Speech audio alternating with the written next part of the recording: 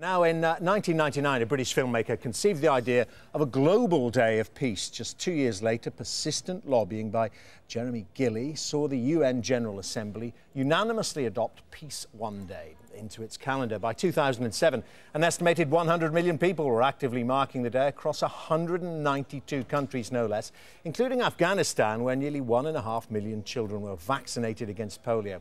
Well, now, as the charity launches its second film on the 10-year journey to create Peace Day, we're joined live from Kabul, the Afghan capital, by Jeremy Gilley, the founder of Peace One Day, and the actor and peace ambassador Jude. Many thanks for joining us, guys.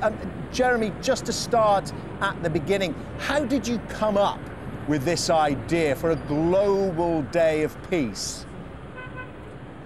I came up with the idea, in 1998. I was very concerned about what was going on in the world, the starvation, the destruction, the killing of innocent people.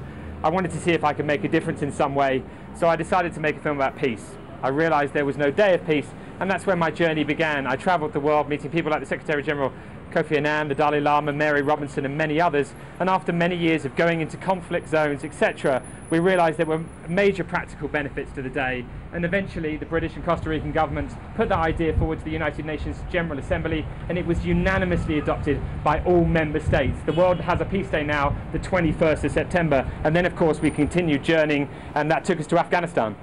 Well, I'll talk about Afghanistan in a moment or two, but Jude, why did you get involved?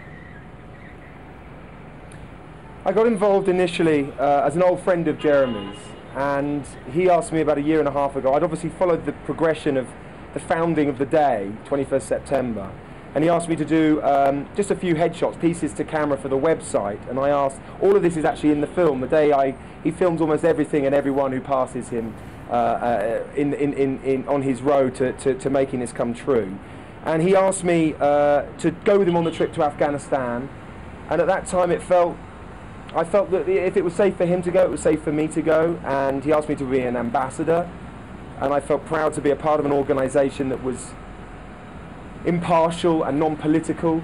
And also as a filmmaker, I was intrigued at how Jeremy used the medium of film to change lives, to inspire people, and that led us to Afghanistan. The result here, the reaction here was quite extraordinary. We left really inspired by the hope and the courage, as opposed to the destruction and the violence, which is obviously what we hear an awful lot about and see an awful lot of on the front pages. But it was the hope of the people and the positive action that they took on the day last year that really left us feeling it our obligation to capture that in the film, and then also to use the film as a message around the world to say that, you know, if this can happen, if this kind of activity can happen in Afghanistan, it can happen anywhere in the world. So we've come back to say thank you, but we've also come back to launch the next initiative, the next Day of Peace, this September. I mean, again, through people like yourself, to hopefully tell more people about the day. Yeah, I mean, it is obviously an appropriate location. Have things changed there since you last visited, Jude? Have things improved? It still is a very, very dangerous place. As you and I know, every day almost on the news there's something that we report going on there. Things have changed from last year. Yeah, things have definitely changed. There's the fortification of the whole city has expanded by 2 times, maybe 3 times. The presence of the military and the police, ammunitions are much stronger this time, and just a sense in the air of danger, because obviously a lot of people have seen a lot more of the violence and unfortunately in some cases lost friends and family too. But what hasn't gone is, again, as I said before, this sense of hope.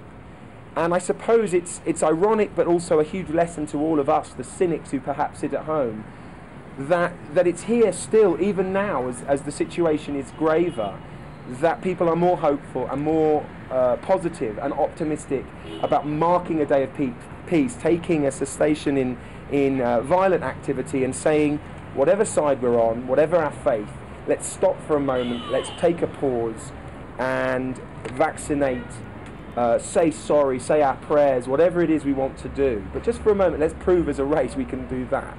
And let me ask you, Jeremy, I mean, you know, practically people are going to say, let's say in the United Kingdom, well, what can we do here? How can we contribute to this? Well, I think that, very good question. I think that the people of Afghanistan, clearly want this day to work and are making this day work.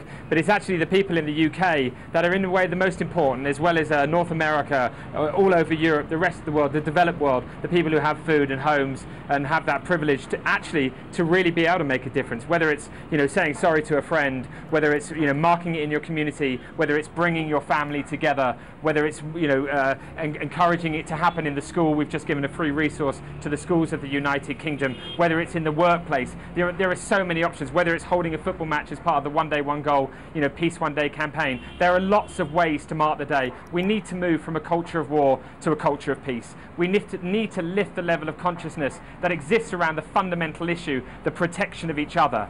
And in order for that to happen, we need to unite. We need to come together in a way that humanity's never known. And the 21st of September is the starting point. So to all those people in the UK who are listening, join us at the Royal Albert Hall, where Jude will be presenting the film with Annie Lennox and Brian Adams and John Legend and many others. Or indeed, watch the film on the BBC. Or, most importantly, go to the website peaceoneday.org and make your own commitment to Peace Day, because it's by working together that we will have Peace One Day.